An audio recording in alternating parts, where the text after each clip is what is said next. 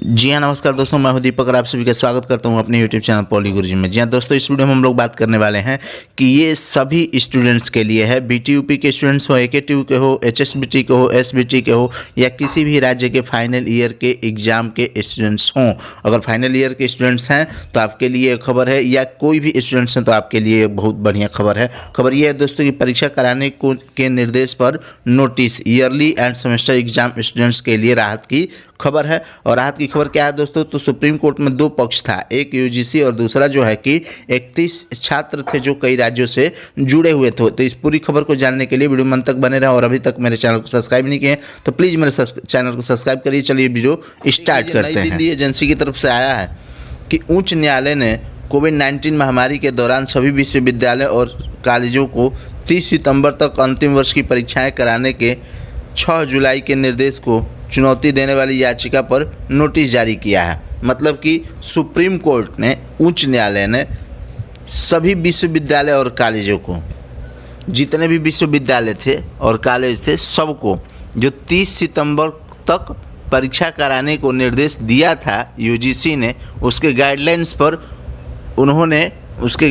उन्होंने चुनौती जाहिर की है। ठीक है। अब अदालत ने सोमवार को विश्वविद्यालय अनुदान आयोग को नोटिस जारी किया। अदालत ने सोमवार को, मतलब कि जो कल पीठ बैठी थी, कल सुनवाई हुआ था, उसमें जस्टिस ने यूजीसी को नोटिस जारी किया है। इन याचिकाओं में बिहार और असम में बाढ़ की वजह से लाखों छात्रों की परेशानी को लेकर दिया गया है। मतलब कि ये जो याचिका दायर किया गया था, उस याचिका में ये कहा गया था कि असम और बिहार में एकदम बाढ़ के मारे हालत ख़राब है और उसमें स्टूडेंट्स ना एक जगह से दूसरी जगह जा सकते हैं और ना ही एग्ज़ाम देने की स्थिति में फ़िलहाल में हैं। इसके साथ ही कई राज्यों द्वारा कोविड-19 महामारी की वजह से राज्य विश्वविद्यालय की परीक्षाएं रद्द करने के निर्णय सहित अनेक मुद्दे उठाए गए हैं। बात सही है, कई स्टेट ऐसे हैं जो अपने यहाँ कोविड-19 की महामारी की वजह से ना परीक्षा कराने की तैयारी में है और ना ही अपने यहाँ किसी स्टूडेंट्स को एग्ज़ाम कराने के लिए बुलाने की तैयारी में है। ठीक है। पीठ ने इन याचिकाओं पर केंद्र और विश्वविद्यालय अनुदान आयोग से जवाब मांगा है।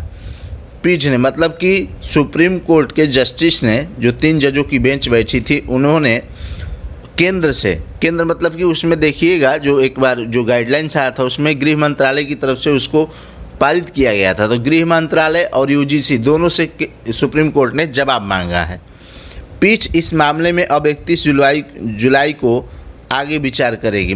सॉलिसिटर जनरल तुषार मेहता ने पीठ से कहा कि विश्वविद्यालयों की अंतिम वर्ष की परीक्षाओं को लेकर चिंतित है। मतलब ये जो जनरल तुषार मेहता को, ये यूजीसी की तरफ से थे। इन्होंने कहा कि अंतिम वर्ष की परीक्षाओं को लेकर के हम चिंतित हैं। उन्होंने कहा कि देश के 800 से ज़्यादा विश्वविद्यालयों में से 209 परीक्षा को पूरी तरह कर चुके हैं।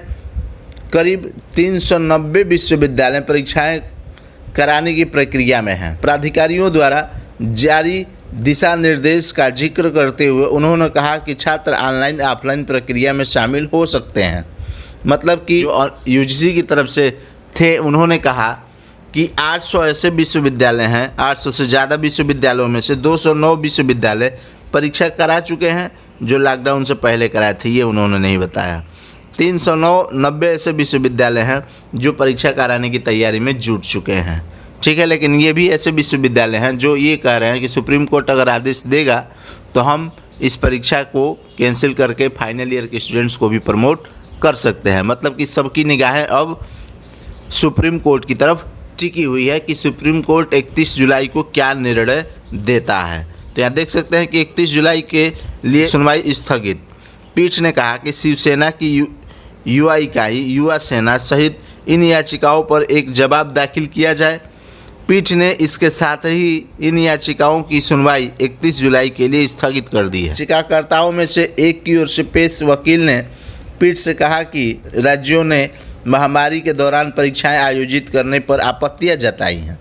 इस तरह अंतिम वर्ष की 31 छात्रों ने एक याचिका में सभी विश्वविद्यालय और कॉलेजों को 30 सितंबर तक अंतिम वर्ष की परीक्षाएं आयोजित करने के लिए यूजीसी के 6 जुलाई के निर्देश निरस्त करने का अनुरोध किया है।